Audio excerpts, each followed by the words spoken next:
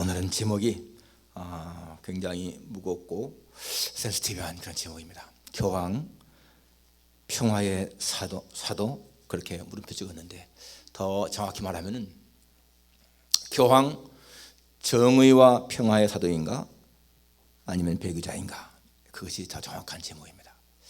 지금 미국은 교황의 방문 때문에 아주 열광하고 있습니다. 아마 미국을 방문한 외국 사람 가운데서 교황처럼, 이번 교황처럼 그렇게 열렬한 환영을 받은 사람은 없을 것입니다. 오바마 대통령은 온 가족을 대동해서, 자기 장모님까지 대동해서 공항에 나가서 교황을 맞이했는데, 여러분 그때 사진 아마 신문에 봤을 거예요. 아주 두 손을 모으고 굉장히 공손하게 맞이하는 그러한 모습을 보지 않았습니까? 마치 제자가 스승을 대하는 것 같은 그러한 모습을 보여주었습니다. 그리고 오바마 대통령의 모든 지금까지의 행위를 보게 되면은 정말 마치 아들이 아버지에게 하는 것 같은 그러한 모습. 미국 세계 최강국의 대통령이라고 하는 그런 대통령의 의연한 모습은 전혀 없는 그런 모습이었습니다. 저는 차라리 교황이 스페인을 방문했든지 아니면 저 남미 아르헨티나나 브라질이나 혹은 중국이나 일본이나 그런 나라에 갔을 적에 그 나라의 대통령이 그렇게 한다면은 그래도 이해할 것 같습니다. 그러지만은 적어도 미국 대통령은 그렇게 해서는 안 될 것 같습니다. 왜냐하면은 미국이 세계 최강국이기 때문이 아니고, 그것은 이 나라를 건설한 조상들에 대한 예의가 아닌 것 같습니다. 여러분, 이 미국의 건국 정신이 무엇입니까? 천교도 신앙 아니겠습니까? 그들이 누굽니까? 유럽에서 신앙의 그 박해 때문에 피해온 사람들입니다. 그들은요, 종교 개혁주의 정신을 이어받은 사람들의 후손입니다. 종교 개혁주의가 뭡니까? 캐톨릭에 대항한 거 아니겠습니까? 적어도 이 미국은 캐톨릭에 대항한 나라였습니다. 반대한 나라였어요.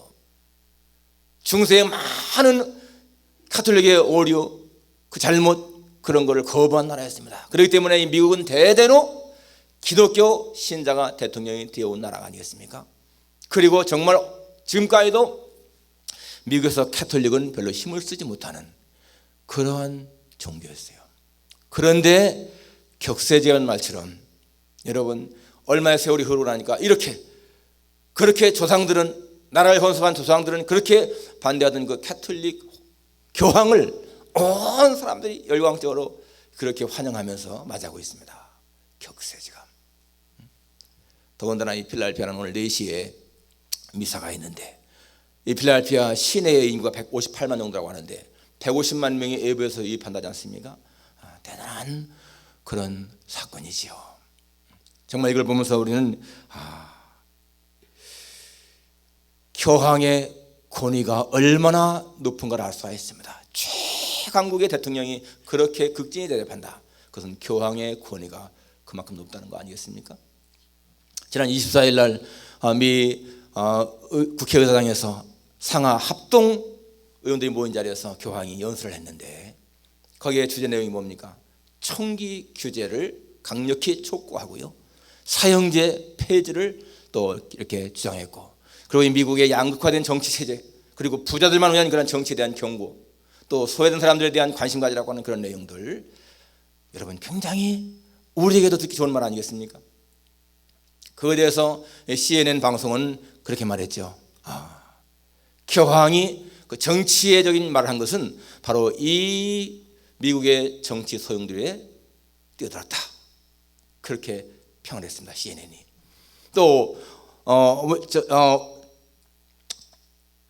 웰스트리트 저널지는 말하기를 이 정치화된 교황이라고 하는 제목을 달았습니다. 그래서 이 세속적인 정치 전쟁에 뛰어든 것은 교황의 도덕적인 권위를 손상시킬 수가 있다라고 표현했는데, 그것은 사실 이 미국의 보수주의자들의 불편한 심기를 표현한 것이라고 볼 수가 있습니다. 부자들만을 위한 정치, 사실 이게 여러분 공화당의 politics 별로 안 좋잖아요, 말이. 아무튼 간에 이 미국은 정교가 분리된 나라입니다. 정치와 종교는 분리된 나라인데, 이렇게 교황이 정치적인 발언을 한 것에 대해서 엇갈린 반응이 있게 마련인 것입니다. 그리고 오바마 대통령은 우리가 보는 것처럼 이 교황을 아주 굉장히 극진히 대접하면서, 이 교황은 평화와 뭡니까? 매우 사려 깊은 평화와 정의의 사도다라고 표현을 했습니다. 사려 깊은 평화와 정의의 사도다. 여러분, 전에 이 오바마 대통령이 이스라엘과 팔레스타인의 그 화해를 추구하려고, 그 중동 평화를 해결하려고 양측의 회담을 추진했는데 실패하고 말았습니다. 그런데 그 몇 주 후에 바로 교황이 이 팔레스타인과 이스라엘의 그 회담을 성사시켰습니다. 세계 최강국인 미국의 대통령이 실패한 것을 여러분 교황이요 성공시켰다는 겁니다. 이게 어떤 메시지가 있을까요?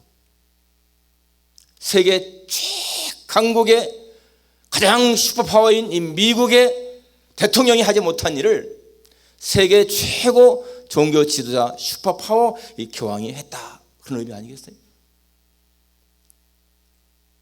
종교의 세력이 이제는 국가의 세력을 능가했다라고 하는 메시지인 거예요. 지난 7월 달에 미국과 쿠바가 54년 만에 국교를 맺었습니다. 1961년에 국교가 딱 끊어졌는데 54년 지난 금년에 다시 쿠바와 국교가 맺어졌습니다. 여러분, 그 배후에 누가 있습니까? 교황이 있잖아요. 교황이 다 추진했죠. 그래서 쿠바에다가는 지금 쿠바에서 그 간첩 활동으로 붙잡힌 앨런 그로스라고 하는 사람을 석방시켜라. 5년 동안 감옥에 있었는데 석방시키라고 했고, 그 다음에 미국에는 그 쿠바 정부 요원 3명 감옥에 있는데 석방시켜라. 석방시켜라. 여러분, 양측이요 다 받아들였습니다. 그래서 그렇게 국교가 성립된 거예요. 대단한 파워 아니겠습니까? 누가 여러분 쿠바와 이 미국의 국교를 다시 정상화시킬 수가 있겠어요? 교황이 그렇게 정치적으로도 놀라운 힘이 있다는 것입니다. 여러분, 작년 미 경제전문지 포춘지가 선정한 세계에 영향력을 끼치는 50인, 거기에 2위는요 독일의 메르켈 총리입니다. 여자지요. 메르켈 총리. 4위가 그 워렌 버핏, 미국의 투자 전문가 규제라고 하는 워렌 버핏이 4위고요. 5위가 빌 클린턴입니다. 그럼 1위 누굴까요? 오바마는 50위 안도 들지 못했습니다. 여러분, 1위가요 교황입니다. 교황이 벌써 이제 세계에 영향력을 끼치는 제1인자가 됐습니다. 놀라운 일이지요. 이것을 여러분 우리는 그냥 보통 사건으로 그렇게 받아들일 것이 아닙니다. 미국의 거물급 목사들은 거의가 다 카톨릭을 수용합니다. 빌리 그레함, 기독교 역사에 가장 많은 사람이 설교했다고 하는 빌리 그레함 목사님은 벌써 오래전에 카톨릭 신학교에 가서 명예학 박사를 받았습니다. 그리고 우리 잘 아는 수정교회 목사님 누구죠? 이름이 로버트 슐러 목사는 저도 그때 그분의 적극적인 사고방식이라는 책을 좋아하고 막 그렇게 했는데, 이 로버트 슐러는 그 수정교회를 지을 적에 교황에 가서 축복기도 받았습니다. 목사가 교황한테.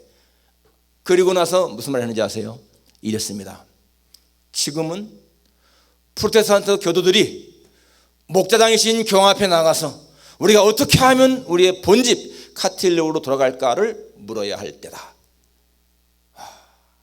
정말 정신 나간 사람이죠.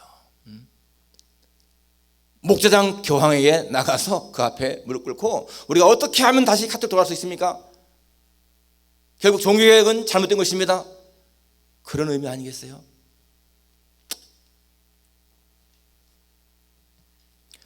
얼마 전에 교황이 스페인 일간지 라 방그르디아와 인터뷰를 했는데, 그때 기자가 이런 질문을 했습니다.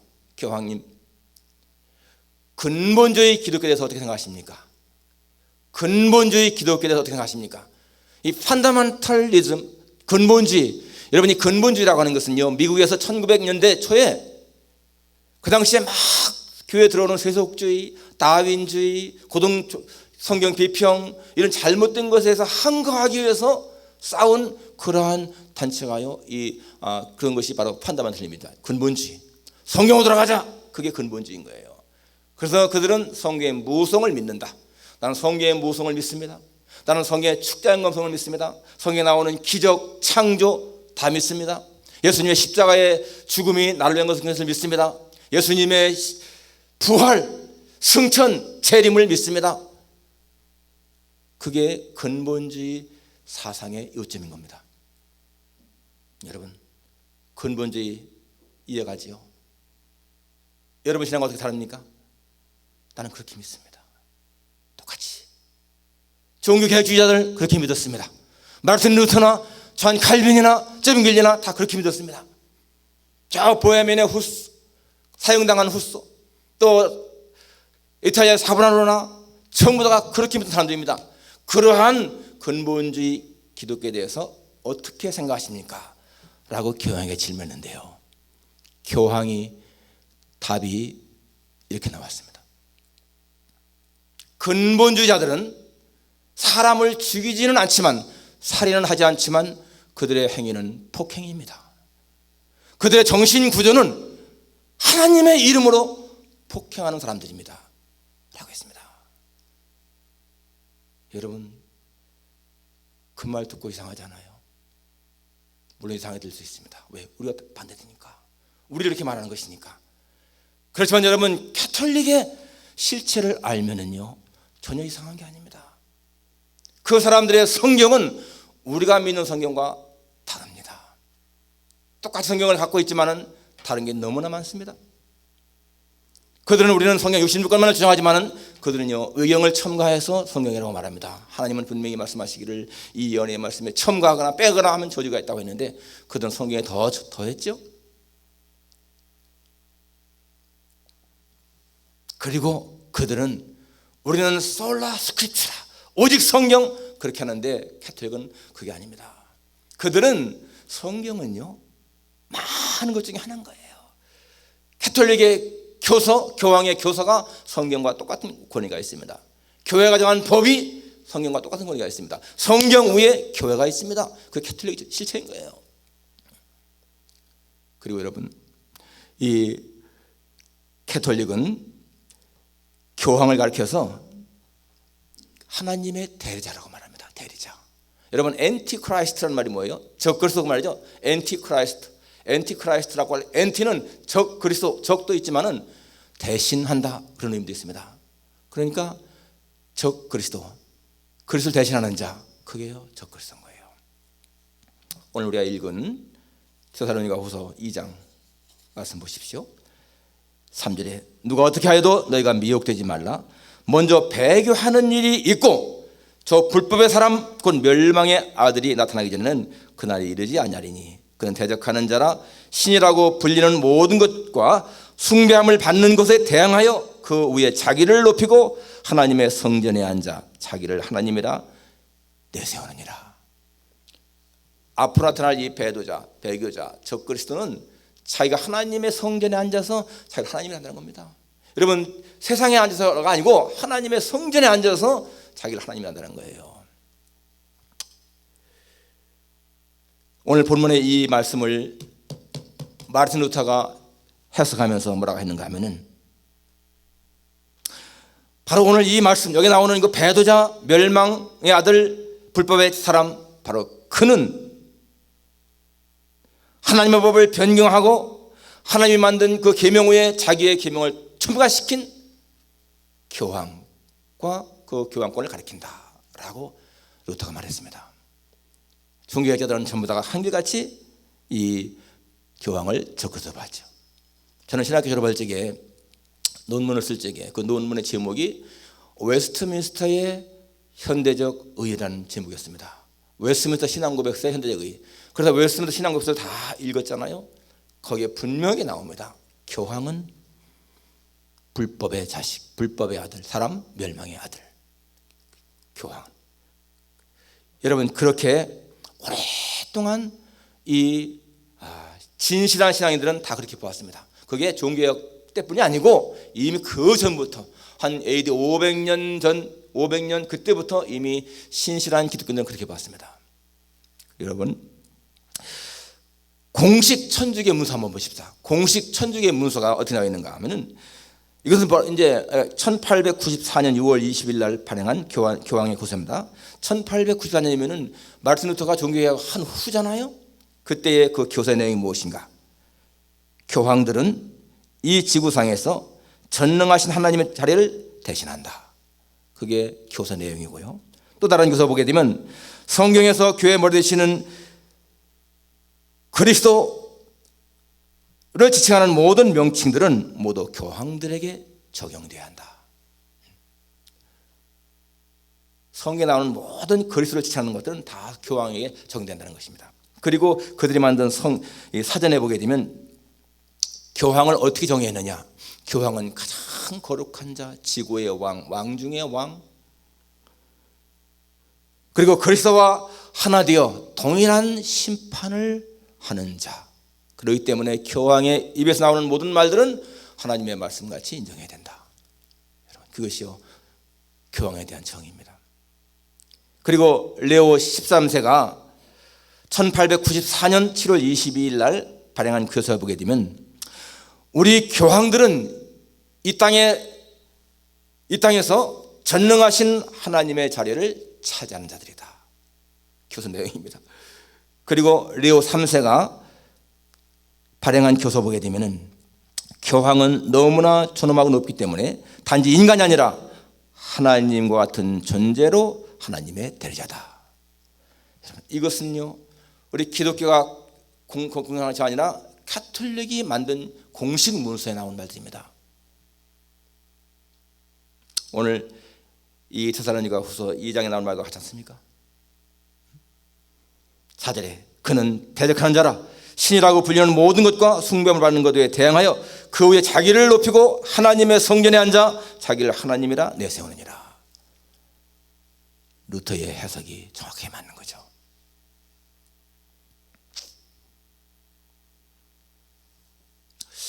여러분 오늘날 교황의 모습 보게 되면 얼마나 겸손합니까? 얼마나 부드럽고 얼마나 자비로운 모습입니까?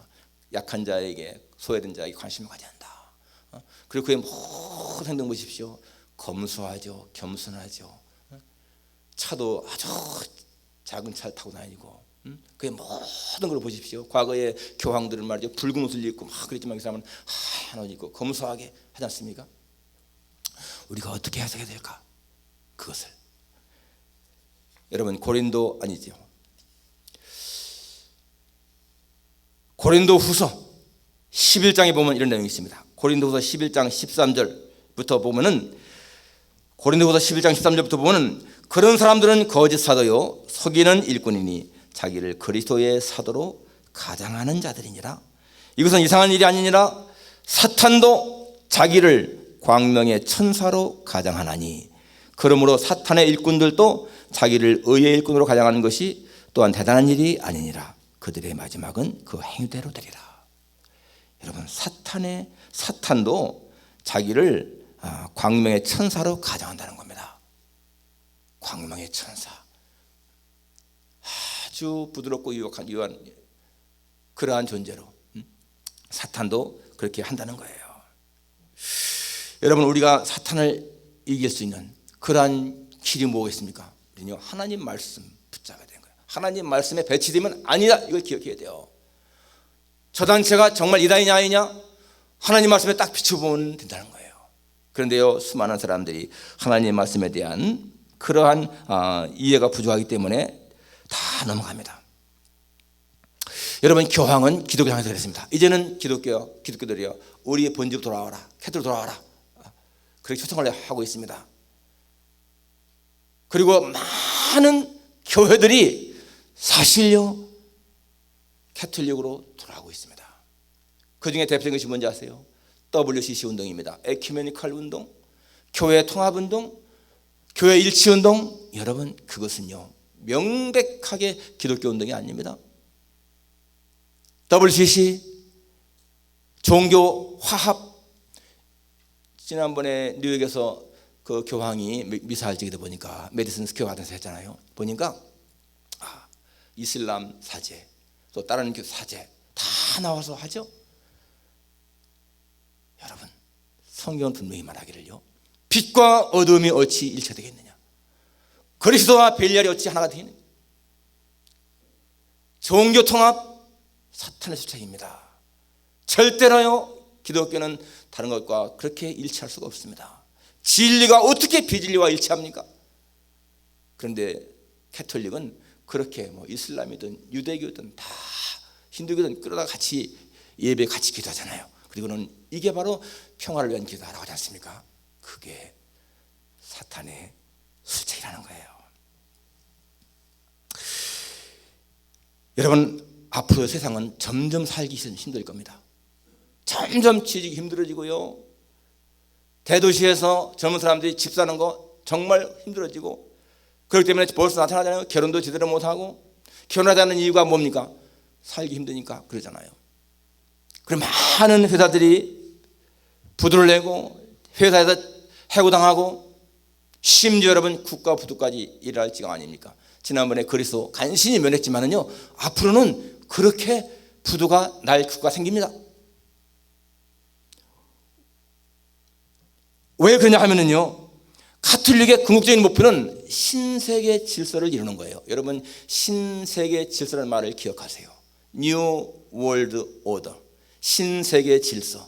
이게 가톨릭의 궁극적인 목표고, 이것이 사탄의 궁극적인 목표입니다. 신세계 질서. 이 신세계 질서를 이루려면은 모든 게 망가져야 됩니다. 사회도 망가지고, 경제도 파탄나고, 도덕도 땅에 떨어지고, 그래야 됩니다. 그래서 사람들이 못 살겠다, 재산을 재분배해달라, 그런 원성이 높아져야 되고요.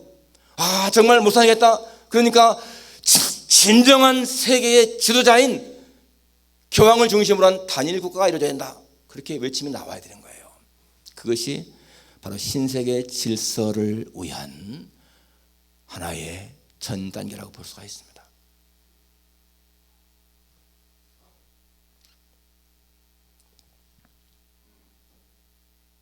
여러분, 세계를 움직이는 실체는요, 미국 대통령도 아니고 어떤 개인이 아닙니다. 프리메이슨이라고 하는 정말 아주 무서운 단체죠. 그 프리메이슨의 꼭대기가 어디에 있어요? 많은 사람들이 생각하죠. 가톨릭이라고. 프리메이슨은 1도부터 33도까지 있습니다. 1도부터 33도까지. 33도가 가면 가장 높은 사람들인 거예요. 거기에 보면 역사상 유명한 사람들은 거의 다 프리메이슨이죠. 여러분, 우리는 이 가톨릭의 실체를 정확히 알아야 돼요. 가톨릭은 순수한 종교단체가 절대 아닙니다. 가톨릭은 바벨론 혼합 종교하고 정치 세력이 합해진 그러한 세력이 가톨릭인 거예요. 여러분, 순수한 종교라면 어떻게 각 나라에 대사를 파송하겠어요?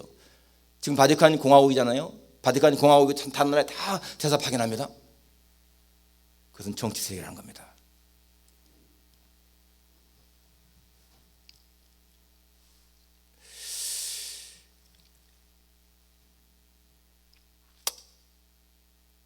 지금 바티칸이 로마 그 안에 있는데, 여러분, 그것도 의미가 있는 겁니다. 많은 학자들은 말하죠. 예를 들어서 하르락이라고 하는 사람은 이렇게 말하죠. 로마 교회는 로마 제국의 연속이다. 로마 제국은 망한 것이 아니라 편형된 것이다. 과거에 여러분 로마 제국 어떻습니까? 전 세계를 지배했잖아요. 그 로마 세계가 정치적으로 망했지만은 새롭게 도덕적으로 종교적으로 이어가는 것이 가톨릭이다, 이런 의미인 것입니다. 그리고 아까 우리가 말한 것처럼 계시록 13장 6절에 보니까 거기 두 뿔 가진 짐승 얘기가 나오고요, 다니엘 7장에 가면 역시 마찬가지로 두 뿔 가진 짐승이 나옵니다. 통하는 거예요. 다니엘 7장과 계시록 13장은 같이 통하는 그런 내용입니다. 여러분, 천주교는 요한계시록 13장 한번 제가 읽겠습니다.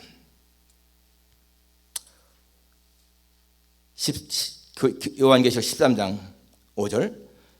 또 짐승이 과장되고 신성모독을 말하는 입을 받고 또 42달 동안 일할 권세를 받으니라. 짐승이 입을 벌려 하나님을 향하여 비방하되 그의 이름과 그의 장막 곧 하늘에 사는 자들을 비방하더라. 여러분, 가톨릭이 하나님을 비방한 것이 있을까요? 그들은 법으로 성경을 금소 정했습니다. 여러분, 어떻게 하나님을 사람들이 이 성경을 금서 읽으면 안 된다라고 정할 수가 있습니까?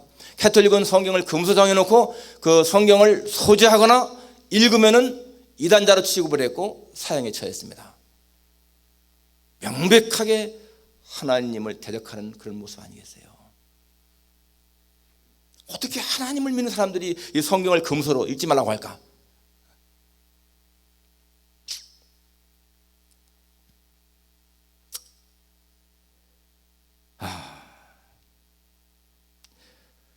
그리고요, 이렇게 미국이 오랫동안 정말 신실하게 성경을 중심으로 해서 하나님 말씀을 믿어온 나라인데 어떻게 세월이 지나서 이렇게 미국이 하나 반대 없이 교황을 환영할까? 여러분, 지금 교황을 반대하는 사람도 어떻게 되겠습니까? 다 정신 나간 사람들로 인정할 거예요. 그렇죠? 누가 여러분 교황을 나쁘다 말하고 반대하겠습니까? 벌써요, 사탄은 이 미국의 종교계, 기독교계를 그렇게 만들어놨습니다. 여러분, 신복음주의라는 말을 들어봤을 거예요. 신복음주의는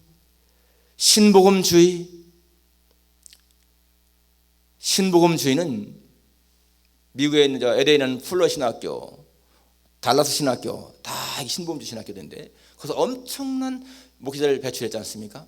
그리고 미국의 아주 유명한 목사님들 거의가 다 신복음주의자들입니다. 이 신복음주의가 뭔가? 그들은 진리에 대해서 묵인을 하고, 우드브리지 박사가 그걸 경고했는데요, 오래전에. 우드브리지 박사. 신복음주의자들은 성경 진리에 대해서 고사하는 것이 아니라 잘못된 사상을 묵인하고 용인하고 나중엔 협조하고 나중엔 오염된다 그랬는데요. 그렇습니다. 비진리인 것에 대해서 그냥 묵인하는 거예요. 잘못된 것 그냥 묵인합니다. 그러다 점점 다 나중에는 오염되게 한다는 겁니다.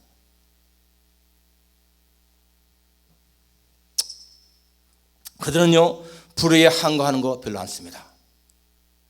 저는 최근에도 지난번에 말했지만은, 정말 어떻게 사는 것이 정말 옳은 것인가 헷갈릴 때가 있다. 여러분, 한국에서요, 일제시대 때에 그 일본의 그 압박에 대해서 신사삼배 끝까지 거부한 그 목사님들 자녀들은 다 너무너무 가난하게 비참하게 살았습니다. 공부도 못했습니다. 자기 아버지는 끌려가서 유치장에 있고 죽고, 그런데 일제에 협조한 그러한 목사들, 신사삼배 찬성한 대다수의 큰 교회 목사들, 그들의 자녀들은요 호효식하고 잘 먹고 잘 살아서 그들은 다 공부했습니다. 지금도 과거에 일제에 협조했던 사람들의 후손은 잘 살고 있습니다. 떵떵거리고. 지금도 한국 정치계에 굉장히 많습니다. 그런데 독립운동했던 사람들의 자손들은 공부도 못하고 굶주리고 배우지도 못하고 심지어 해외에 나가서 했기 때문에 참 만주로 사할린으로 소련으로 다니면서 그들은 지금 다 조선족이라더니 뭐 고려인이라더니 그런 사람들이지 않았어요? 한국에서 이름을 떨치는 그러한 목사님들 과거에 다 일본에 협조했는데 지금 미국도 마찬가지입니다. 지금 아주 이름을 날리는 그런 사람들, 제가 한번 이름을 거론해 볼까요? 다 신복음주의자들입니다. 그들은 절대 캐톨릭에 대해서 비판하지 않습니다. 빌리 그레함, 아까 말한 로버트 슐러, 대학생 선교를 창시한 CC 창시한 빌 브라이트, 그 루이스 팔라우, 남미 유명한 사람이다. 감옥 선교했던 찰스 콜슨, 그다음에 팻 로버슨 목사, 제임스 답슨, 찰스 스윈돌, 제리 포렐, 존 윈버, 베니 힌, 캐더린 쿨만, 피터 와그너, 빌 하이블스, 시카고의 목사님, 전부 다가 신복음주의자들이요. 여러분, 그러한 사람들이요 청교도 신앙을 이어받아 가지고 신앙을 굳게 지켰으면은 미국의 기독교가 지금같이 타락하지 않았을 거예요. 그런데 전부 다 영향력 있는 목사님들이 전부 다 넘어갔습니다. 한국도 마찬가지잖아요. 과거에 큰 게 뭐 영락교회라든지 뭐 총회라든지 그런 목사님들 다 같이 지금 한국에서 WCC 교회 에큐메니컬 운동 찬성하는 명성교회 굉장히 큰 교회지만은 에큐메니컬 운동하잖아요.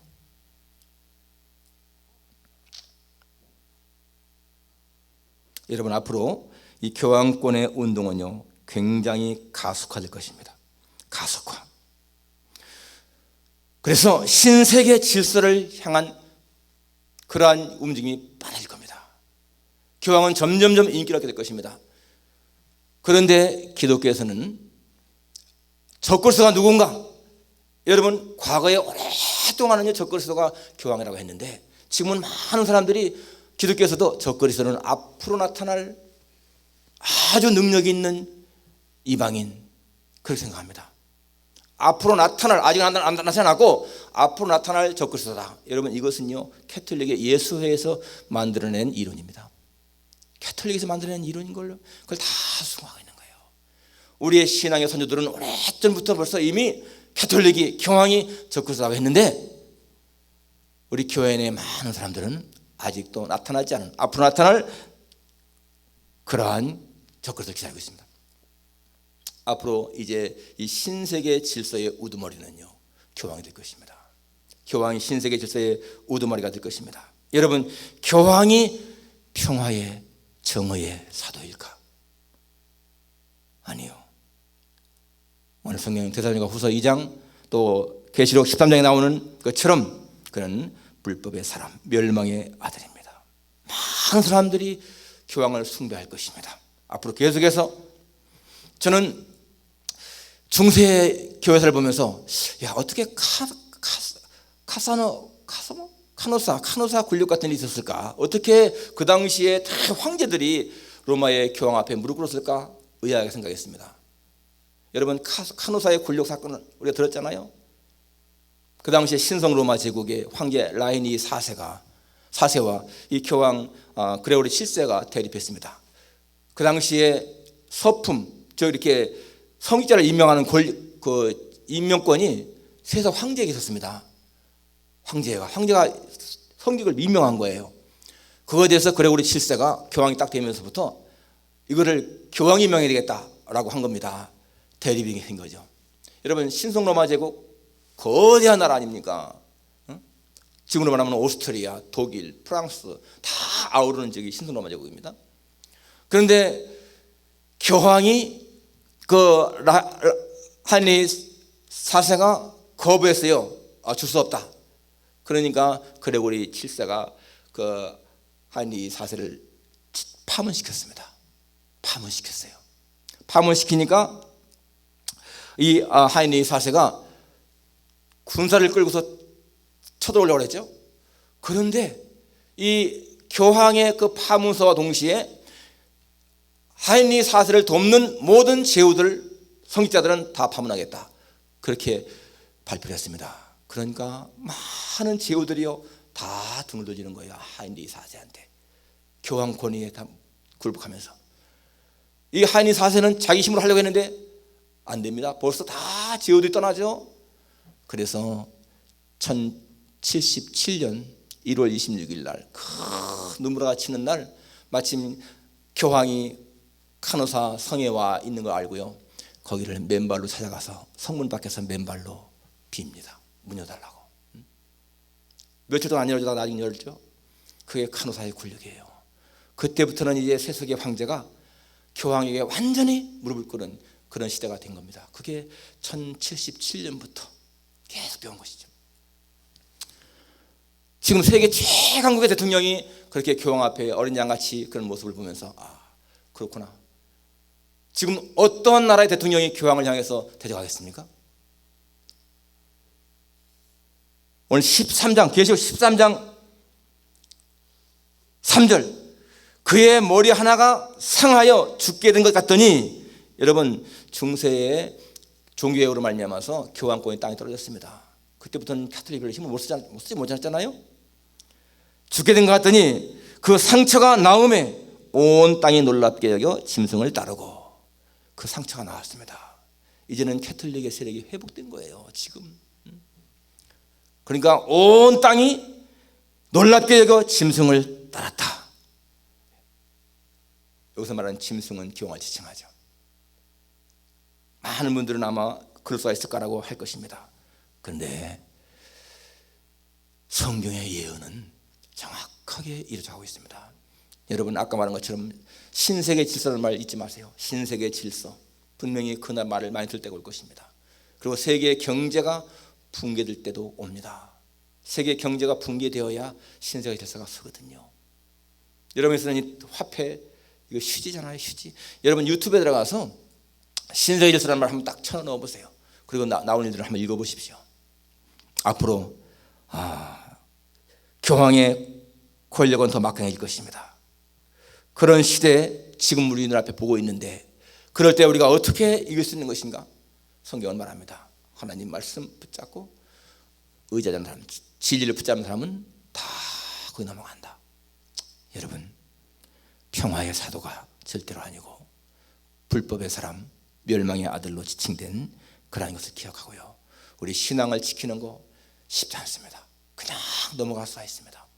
그러나 깨어있는 자, 영적으로 깨어있는 사람들은 하나님 말씀 속에서 살 길이 무엇인지를 알 것입니다. 기도하겠습니다. 하나님 아버지, 참 최근에